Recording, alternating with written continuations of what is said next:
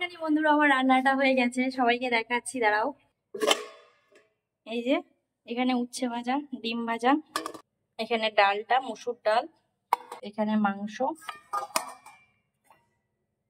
তেলটা দেখেছো, আর ভাতের মধ্যে আছে তোমার সমস্ত কিছু সেদ্ধ। তো তোমরা দেখো কয়টুকু তেলে হচ্ছে মাংসটা করেছি। এই যে মাংসটা তো দেখে মনে হচ্ছে ওটা কম তেলে করা হয়েছে বা কিছু।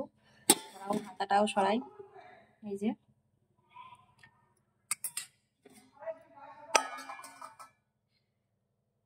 তো সমস্ত সবার উদ্দেশ্যে একটা কথাই বলবো, যে ঘটি দিদি বাঙাল দিদিদের মতো রান্না শিখতে হয়, তবে পারা যায়।